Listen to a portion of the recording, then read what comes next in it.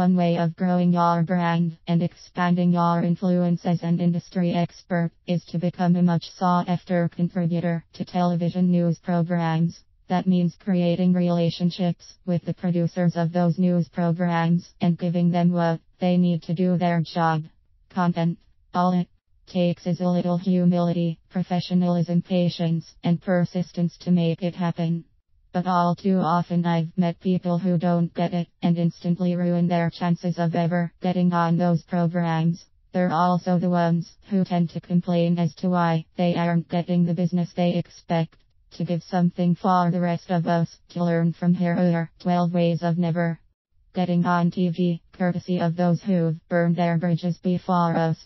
Don't watch local TV programming. Major network affiliates offer local news programming to feature both local and national stories to inform and educate their viewers. Ignore your local stations and don't take the time to find out if they offer a morning, midday, or early evening local news magazine show that features local experts. Don't contact your local stations. Most major affiliate network stations have local offices and studios that are staffed by receptionists. Don't waste your time trying to find their contact phone numbers to ask for the names and email addresses of the news magazine show producers. Don't bother introducing yourself because you are far too busy and have so much to get done. Don't reach out to the local producers with an introductory email explaining briefly who you are and what information you can provide them with to help them beef up their segments. Don't send them leads. As an industry expert, you are probably constantly watching for the latest trends and producing content such as books, ebooks, articles, blog posts, and more.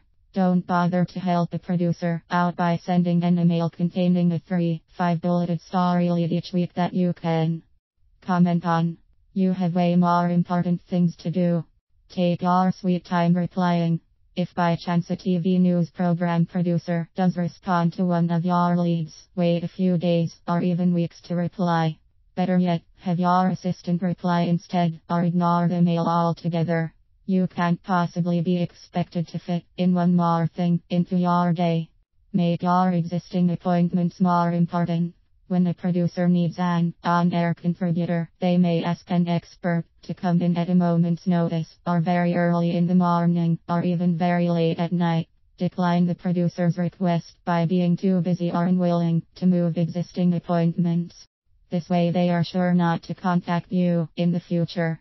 Let them know how you were inconvenienced. If by chance you get invited into the studio for an on-camera interview and it is cancelled or postponed, place a call or send an email to the producer letting them know how inconvenient that unexpected change was. I'm sure they will apologize and make it up to you. Demand to speak with their boss. If you had gotten all the way into the studio and your segment is suddenly preempted for breaking news and you are dismissed, let the producer know how angry you are and demand to speak to her boss about being inconvenienced. Call and voice your disappointment. If the segment in which you were interviewed did not air on the date and at the time you were told, call or write the producer to let him know how unfair it was for you to have invested your time and effort for no reason. I'm sure they'll make sure it never happens again. Do not send a thank you note. Save your money and don't buy a box of thank you cards.